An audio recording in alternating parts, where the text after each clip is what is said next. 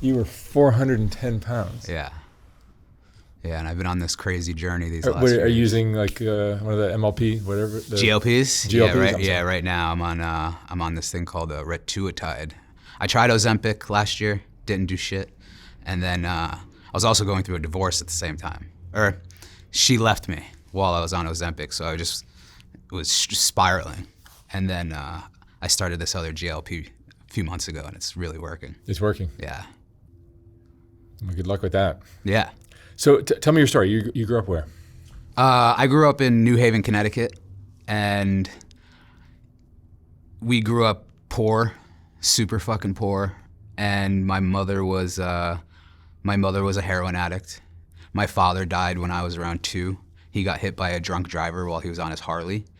And around that same time, my sister ran away, and it was just me and my mom. So I was raised by a heroin addict for a while, but it was the norm for me, I guess, you know. And I thought it was normal for an 8-9-year-old to be sneaking into his mom's room and finding needles and bags. And it's amazing how kids, yeah, whatever the kid sees around the house is what becomes their normal. Yeah, and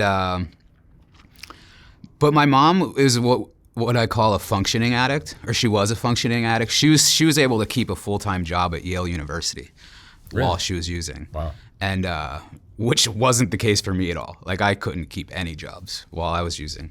And she did her best, you know, like, after getting sober, I had a lot of resentment towards her for, you know, being the addict and not giving us what I thought was more like what everybody else had. And but after doing a little work on myself, she did her best, you know. And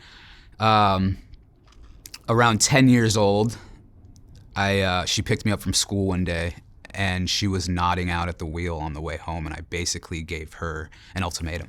A 10-year-old giving his mother an ultimatum of, if you don't stop getting loaded, you're gonna lose me, just like Dad's gone, my sister's gone, and you're gonna be by yourself. And the next day, she stopped sticking needles in her arms and went on the methadone program. And wow, that's powerful. Yeah, it's super powerful. And she's still on the methadone program, 30 years later, 25 years later, which I feel like it's past the point of no return. I feel like when you're on a maintenance program like that for so long, it's pretty much impossible to get off.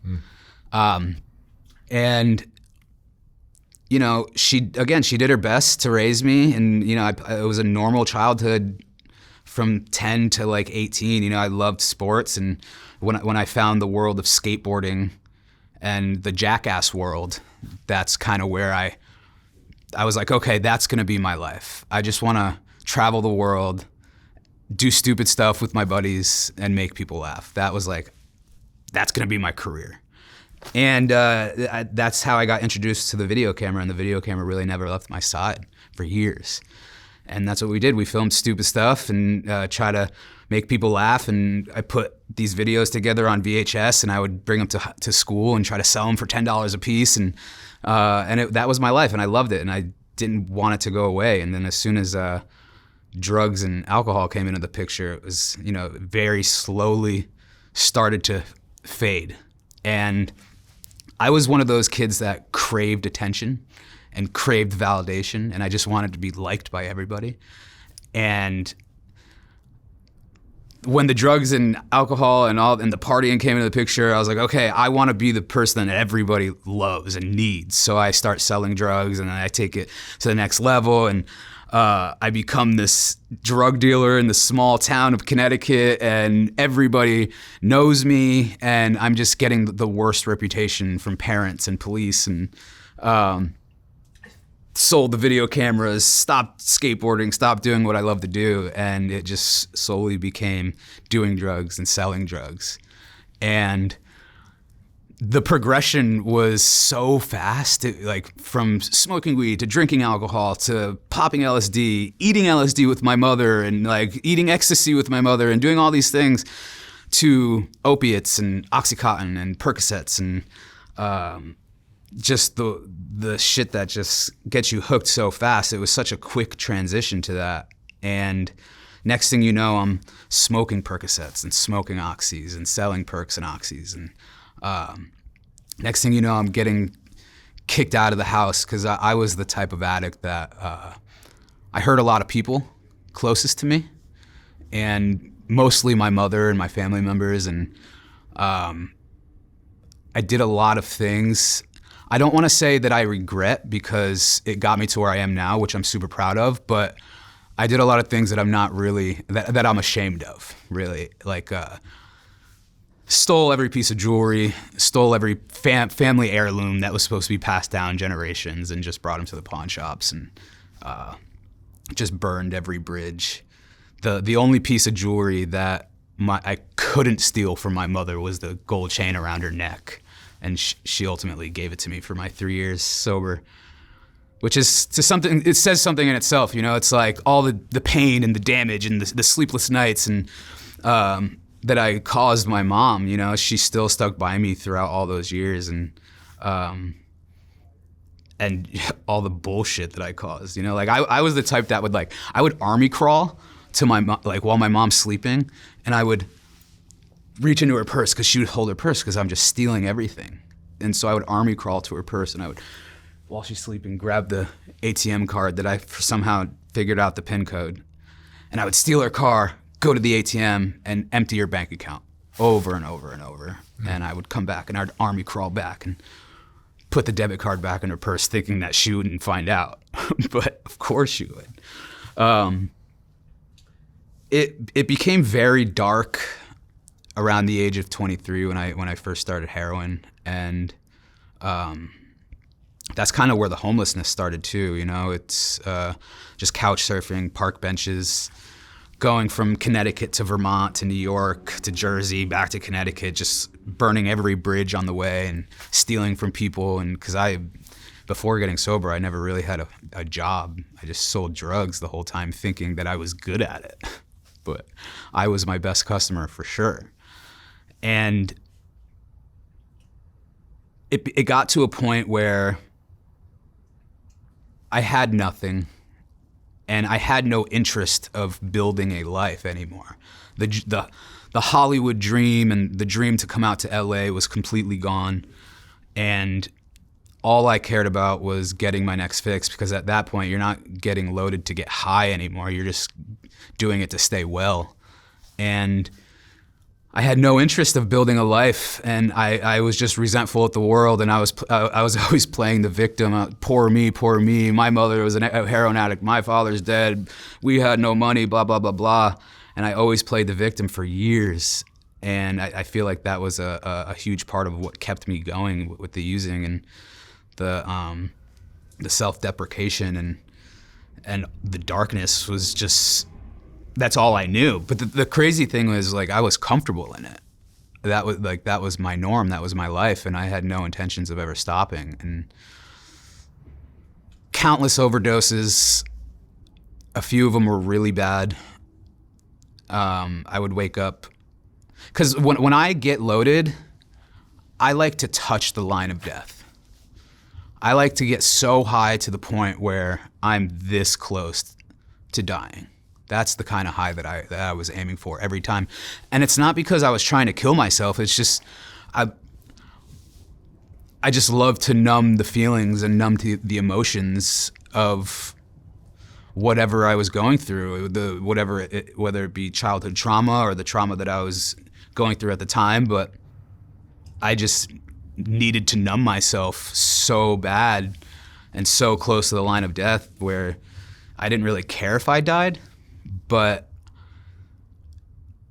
it got to a point where, you know, all my friends around me are dying. I was the type of person that if somebody overdoses next to me, like, I'm running their pockets before I call 911, and then I'm out of there. You know, I was a piece of shit, dude. You know, I was a big piece of shit. That's why, like, the life that I have today, for the first few years, dude, it was like, why me? Like, I don't deserve this. I'm not good enough for this life. How the fuck did this happen to me? And after a while, you know, I stopped questioning that, and I'm just rolling with the punches. And but it got to the point where the last 3 or 4 years of the addiction, I was sleeping in a handicap-sized porta potty in East Haven, Connecticut. And that was my home. And I used to make a joke where it was like my own little studio apartment. I had a bathroom, I had my blankets and pillows, and as long as I had my needles and heroin and my Obama phone to watch Netflix, like, I was totally comfortable. And a little during that time in the porta potty, you know, I had two of my best friends. You know, one had already gotten arrested for breaking into a gun store, and he was already locked up. And our other best friend died of an overdose. And while I was in this, because I would go in to these detoxes and rehabs for other people. It was never for myself. It was either for courts, or it was to make my mother happy, or to make her shut up, and to just like manipulate her into thinking that, okay, yeah, I'm finally doing it this time. And I was in this this treatment center in Brattleboro, Vermont, for 30 days. And when you go into a place like that, they take your phone, they take all your belongings. And the day I get out, I get my phone back, and my phone's just going off. And and somebody says that John, he was my best friend, he overdosed, and he's in critical condition up in Burlington. And he was in critical condition, and I got in my car and I fucking flew up to Burlington as quick as I can. And when I got to the hospital, they said that he passed 10 minutes prior to me getting there. And that just sent me on a spiral. So I went to the closest dope spot that I knew and drove back to the hospital in the parking lot. And I don't know if I was trying to kill myself, but again, I put as much heroin as I could into that needle, and I overdosed with the needle still in my arm. And a stranger just happened to walk by, see me in the car with the needle in my arm, and just happened to have Narcan on him. And my door was unlocked. He opened the door, hit me with the Narcan, brought me back to life, and walked away. Didn't say a word to me. And I'm coming to, and I'm like, yo, dude, yo. And he just looks back, smiles, and just kept walking. And that was, like, even to this day, I still get chills. And that was close to 10 years ago now. I like to think that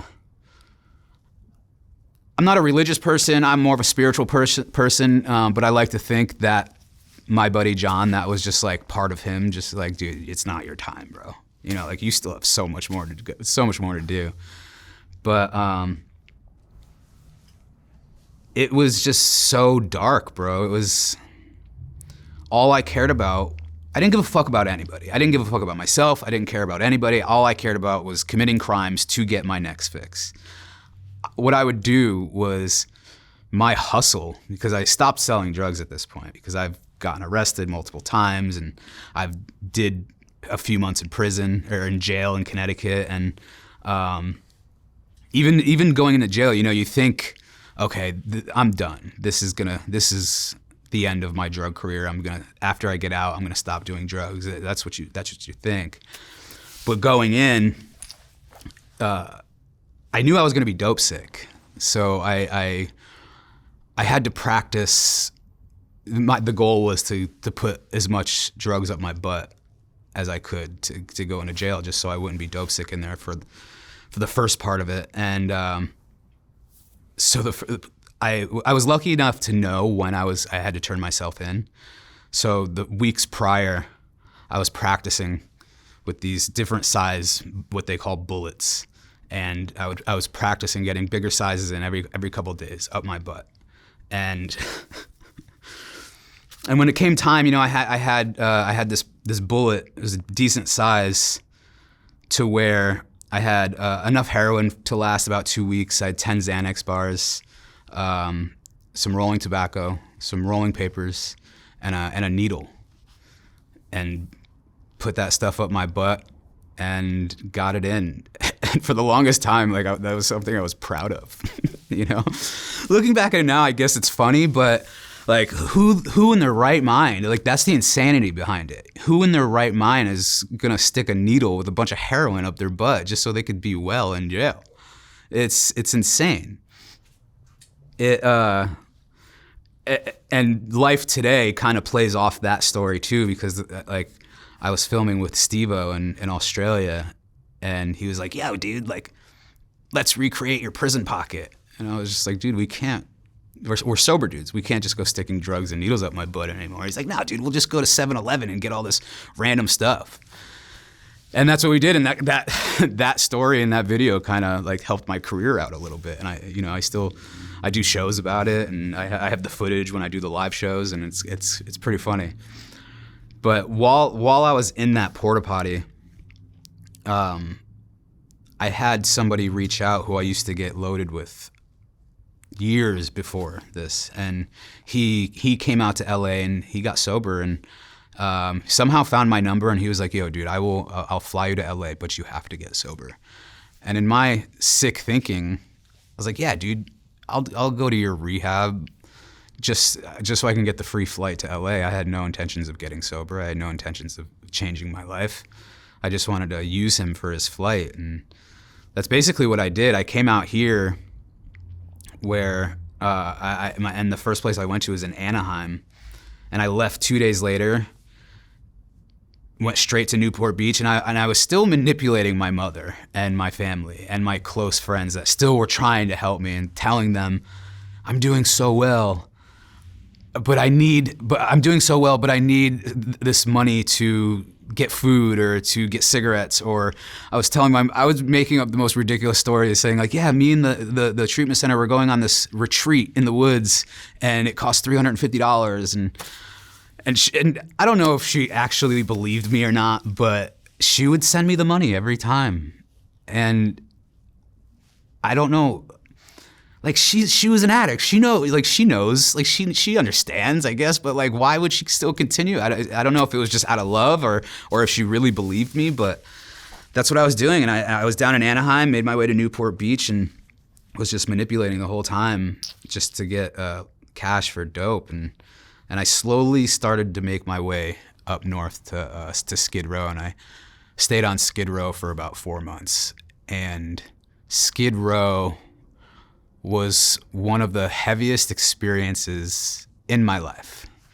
I saw shit that no one should see. To rapes, multiple rapes, to deaths, to just some of the, it's really unfortunate and it's really sad, but again, the insanity behind it was I was comfortable there. Like I was like, oh, I'm home. You know, like this is me.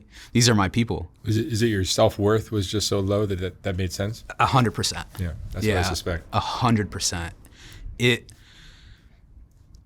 I feel like I've always had low self-worth. Even to this day, I have troubles with, am I good enough?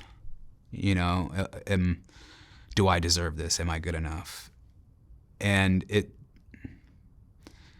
I've done therapy for so long, and I've learned, I don't know where it stems from. Maybe, you know, as a kid, I was always the fat kid, right? And I was always, like before high school, I was always getting picked on, could never really talk to girls. Girls didn't want to talk to me. And so I feel like that was a big part of like the low self-worth and not being good enough for anything. And the constant needing of validation and attention, I guess. And on Skid Row, I had this thing that I was looking all day to try to get money.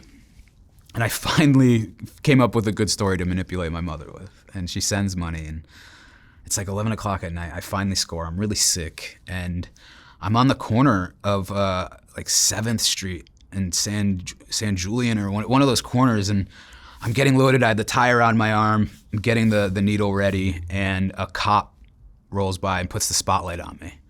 And I'm like tie around my arm, and I see the light on me, and I'm just like, I freeze, and I'm just like, oh shit. So I throw the needle behind me. The cop gets out. I still have the tie around my arm, and he's just like, bro, what are you doing? And I was honest with him. I was like, I'm a drug addict. I can't get sober. I'm from Connecticut. He's like, dude, you're from Connecticut? You're a white boy from Connecticut on one of the most dangerous corners in Los Angeles, and you're just chilling. I was like, dude, I don't know what to do. He didn't even take my drugs. He was just like, get your shit and get the fuck out of here. And when that happened, I was like, bro, where am I? Like, it wasn't like the fact that like I'm seeing people being raped, I'm seeing people being killed, I'm seeing all this like gnarly shit going down. That wasn't what made me question where am I. It was like the cop telling me to leave without taking my drugs. Mm-hmm. That was like, whoa. Skid Row's another world. Another world. And it was, and that wasn't even an eye-opener for me.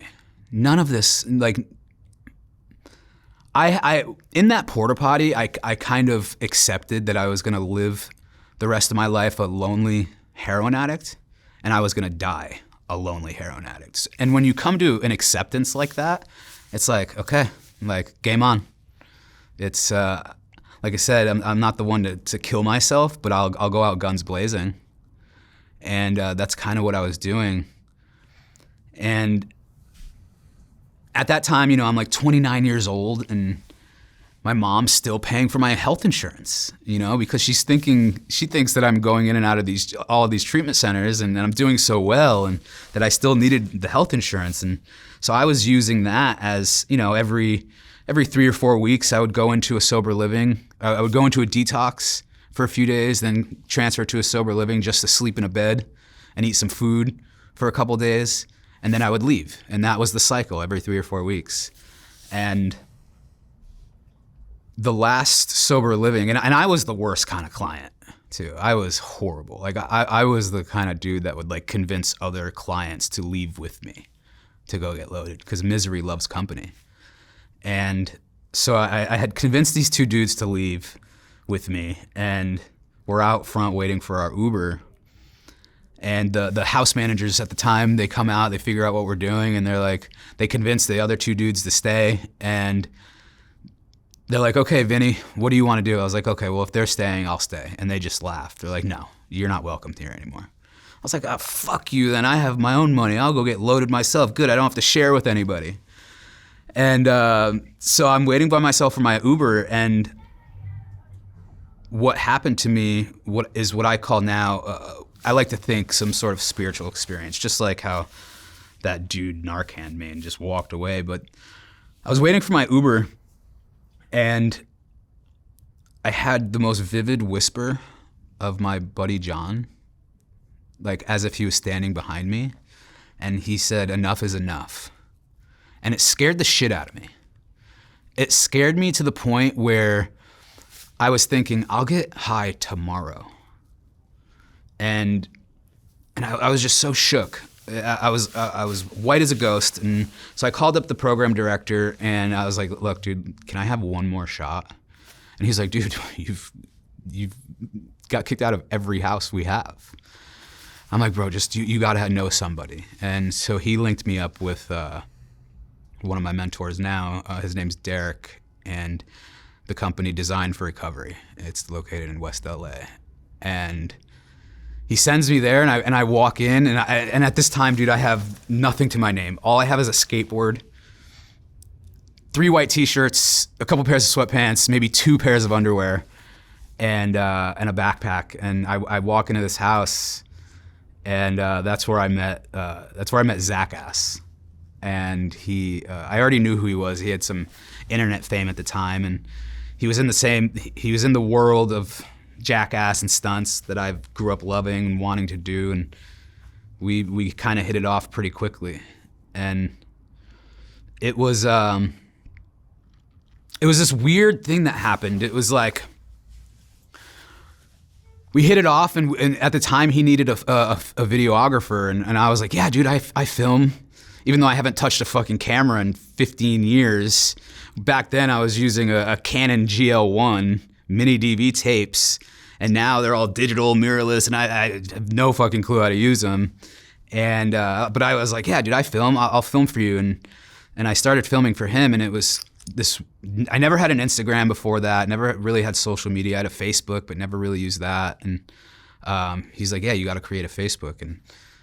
And I was just like, okay. Sure. what can I call it? And I'm like thinking of these dumb names, and I'm like, okay, what rhymes with Vinny? And I was like, Skinny. And I'm fat anyway, so it's ironic. So, okay, Skinny Vinny. And we're filming all these videos, and they're exploding. And to me, it's like all these people that I grew up idolizing are commenting, liking, and I'm just like, what the fuck is going on? And my name is attached, like filmed by Skinny Vinny. And in my head, I'm like, what the fuck is going on? I'm 2 months sober, fresh off Skid Row, fresh off living in a porta potty, and I'm filming these videos that all these people that I loved growing up are seeing this with my name attached to it. So at first, that is what kept me sober for a long time, because it was a very quick snowball effect of like bigger videos, cooler shit happening, people reaching out to us wanting to film with us. And he had a show on MTV that year. And again, I'm just like, 7 months ago, I'm sleeping in a porta potty, shooting heroin.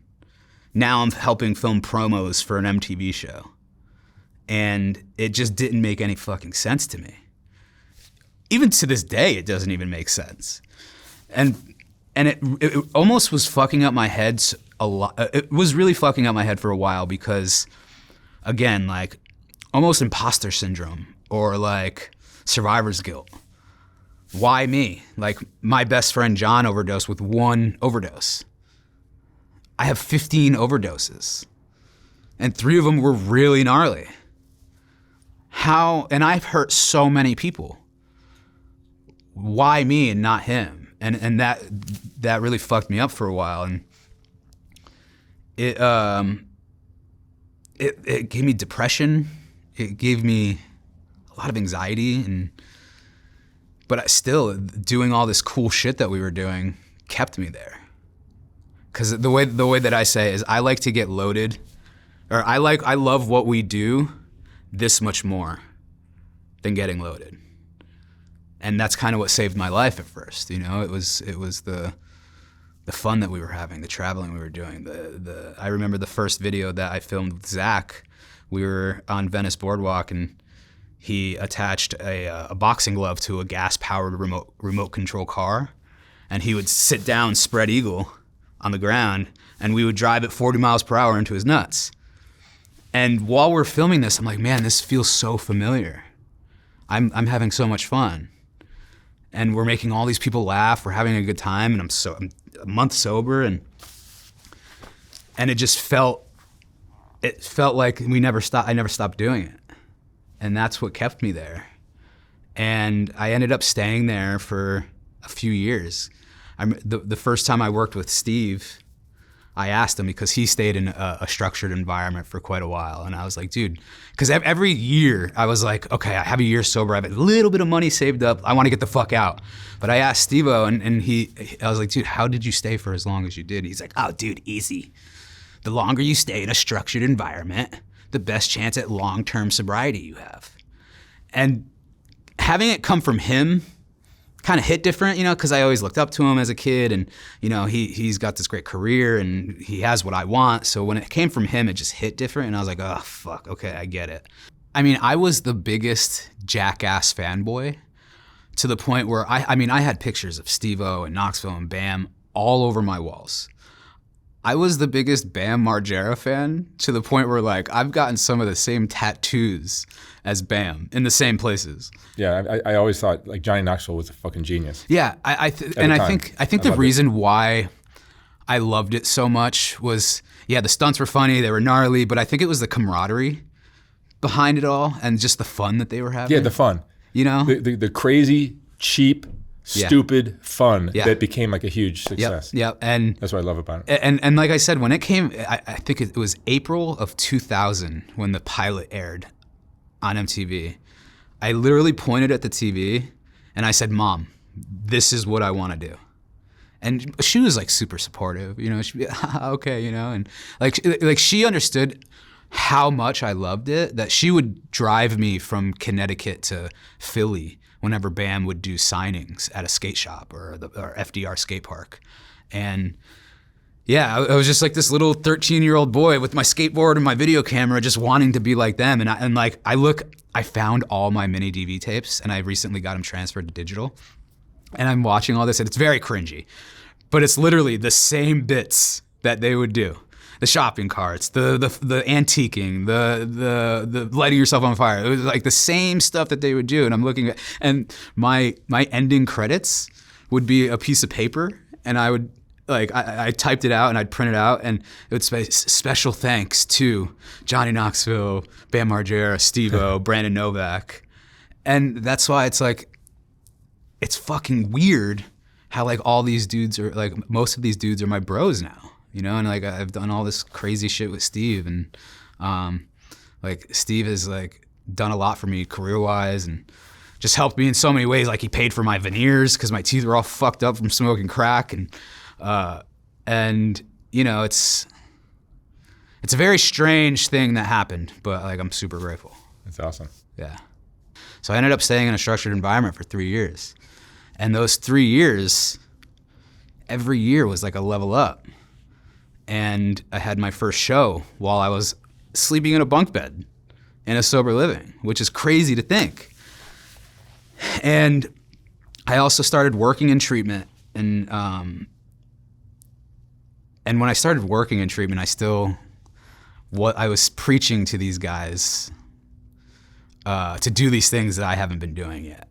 And that kind of, like, when you start to get a little bit of sober time and your morals start to change and your perspective of life starts to change. And so that was kind of the point where I was like, okay, I need to start doing these things that I'm preaching because it's really fucking me up. And so I started doing that, and it was just, I was never able, even with like a little bit of time sober, I was never able to look in the mirror and like love the person that I'm looking at. After doing the necessary things, and doing all this cool shit and helping people and doing the things that I love to do, it's like, okay, I could look in the mirror and just be like, oh, dude, you're pretty fucking cool, you know? And now I'm just super blessed that I get to help people that struggle with the same shit that I do while also doing the shit that I love to do. And I ended up working with Steve-O full time, co-hosting the podcast with him, having my own TV show with Jackass, traveling the world with Steve, doing comedy. Dude, I never had a passport. You know, like when you're shooting dope for 12 years, the thought of getting a passport is never a thing. You never think you're going to leave the country, never mind leave the state, you know? And so like they helped me with that. And because I'm a felon, I couldn't get into certain countries. So we had to take care of all that. And like all these dudes, they're like doing so much to help me. And it's such a weird feeling to me. Even to this day, this life is still so new that I have this fear of like losing it. Maybe it's a fear of success, also feel a fear of failure, and the fear of it causes me anxiety almost every day, where it's just like, oh my God, if I fuck up once, this life is just gonna disappear. And it's almost like debilitating at some points, where it's just like, it just overwhelms my brain with anxiety of like, I'm just gonna lose it all. I like to say it's a blessing and a curse because it keeps me hungry, it keeps me motivated, but it's just like, fuck, dude, I wish I could just relax, you know? It's hard. But it's, I guess I'm just grateful for everything, and I'm grateful that I have the opportunity and the platform to like reach a lot of people that struggle with this shit, that struggle with mental health, struggle with addiction, struggle with fucking physical addiction, or food addiction, because I was a big fucking boy my whole life. The heaviest I got was 410 pounds. And I didn't really care to lose the weight ever. You know, I was like okay with it. But since life has gotten pretty good, I was like, oh man, I kind of want to live longer. You know, I kind of want to enjoy this life as long as I could. So I really started getting on the right track with food, and food is like with the craziest addiction because it's legal and it's everywhere and you have to eat, you know? But my problem is like, once I start, I can't stop. It's fucking gnarly. But the last couple of years, I've been teaching myself and learning how to not overeat and not how to drain my emotions with food and sugar. Yeah, man, It's weird. It's a weird life that I've been given, but I'm like very grateful. It's wonderful. Yeah. It's a great story. Thanks, man. All right. Skinny Vinny, Yeah. thank you so much for sharing your story. Of course, man. Of course. Good luck from here. Yeah, thank you so much. Thanks for having me. Thank you.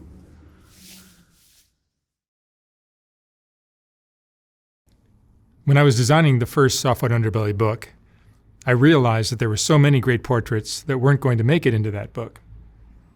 They just wouldn't fit. And once I saw how well that first book sold, I knew I'd have to design a second book. This second book is finally ready to ship. Like the first one, this book has a collection of some of the best portraits from Soft White Underbelly, accompanied by a quote from that person's interview. This book features another group of Rebecca portraits, as well as a collection of color images of the Whitaker family, and plenty of others. You can order yours for $125 or $150 for a signed copy at softwhiteunderbelly.org. Again, like the first book, once this book is sold out, I will not be printing more of them. The portraits are what Soft White Underbelly is all about, and these two books contain the best of all that work. Thank you for watching.